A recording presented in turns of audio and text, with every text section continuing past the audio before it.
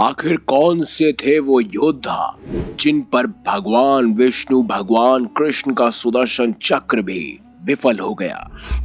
आखिर ये कितने शक्तिशाली योद्धा थे जो इन पर सुदर्शन चक्र कोई भी कमाल नहीं दिखा पाया।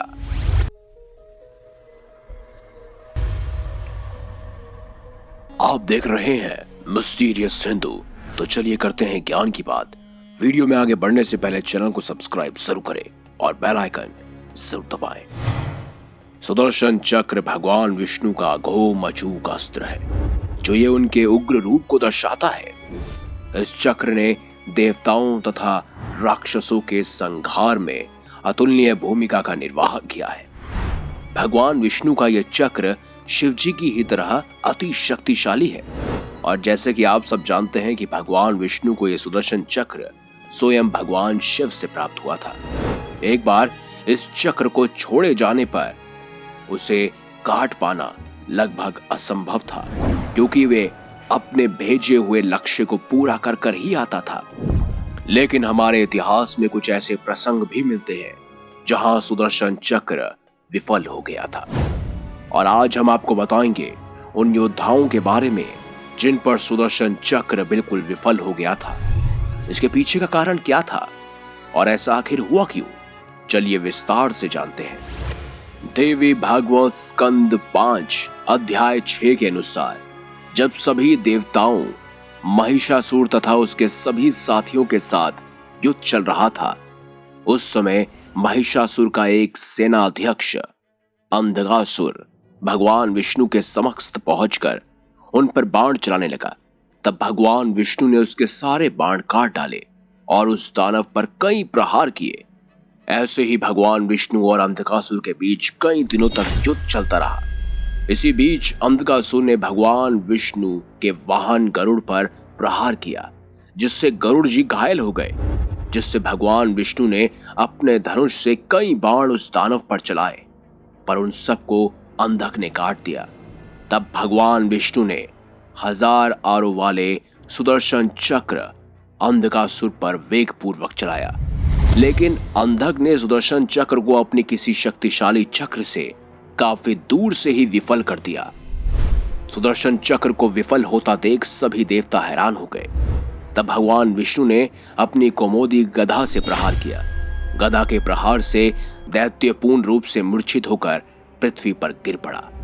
लेकिन अंधकासुर एक ऐसा राक्षस था जिस पर सुदर्शन चक्र का प्रहार कामयाब नहीं हो पाया। वहीं दूसरी ओर महाभारत के शासन पर्व अध्याय 14 में एक जगह श्री कृष्ण और भीष्म पितामह का संवाद मिलता है जिसमें भीष्म जी बताते हैं कि पूर्व काल में हिरण्यकश्यप नामक दानव हुआ था। उसने भगवान शिव से वर्षों तक के लिए संपूर्ण देवताओं का ऐश्वर्य प्राप्त किया। उसी का श्रेष्ठ पुत्र मंदार नामक से विख्यात हुआ जो महादेव के वर से कई दिनों तक देवराज इंद्र से युद्ध करता रहा। भगवान विष्णु का भयंकर सुदर्शन चक्र और देवराज इंद्र का वज्र भी पूर्व काल में उस राक्षस पर जीर्ण शीर्ण के समान हो गया था, यानी कि उस पर किए हुए प्रहार का कोई असर ही नहीं हुआ क्योंकि उसे भगवान शिव से वर मिला हुआ था कि सुदर्शन चक्र हो या इंद्र का वज्र हो, कई सैकड़ों शस्त्र उसको कोई भी क्षति नहीं पहुंचा पाएंगे।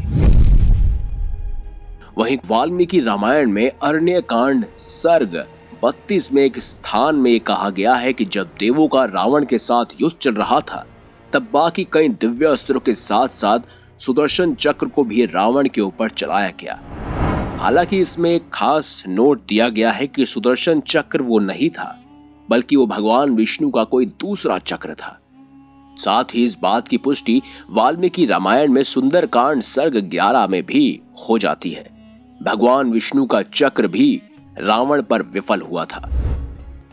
वहीं कूर्म पुराण के पूर्व भाग के अध्याय 14 के अनुसार जब दक्ष प्रजापति के यज्ञ को भंग करने के लिए भगवान शिव ने वीरभद्र को उत्पन्न किया था, तब कहते हैं कि वीरभद्र भगवान शिव का ही एक क्रोधित रूप थे क्योंकि उस समय दक्ष प्रजापति के यज्ञ में स्वयं सती माता ने अपने आप को अग्नि में आहुति दे दी थी, जिससे क्रोधित होकर भगवान शिव ने वीरभद्र को उत्पन्न किया कहते हैं वीरभद्र के अंदर उस समय में इतनी शक्ति समाई हुई थी कि स्वयं भगवान विष्णु का सुदर्शन चक्र भी उन्हें नहीं रोक पाया था।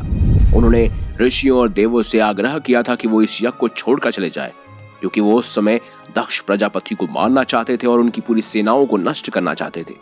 ऐसे में भगवान विष्णु ने बीच में आकर उन्हें रोकना चाहा और अपना सुदर्शन चक्र भी चलाया, लेकिन वो सुदर्शन चक्र उस समय वीरभद्र का कुछ भी नहीं कर पाया। आशा है दोस्तों आपको हमारी एक खास जानकारी वीडियो अच्छी लगी होगी, क्योंकि अब तक हमें केवल इतने ही प्रसंग मिले हैं जहां भगवान विष्णु का सुदर्शन चक्र अपने कार्य करने में असफल रहा। आपका क्या मानना है कमेंट बॉक्स में हमें जरूर बताएं।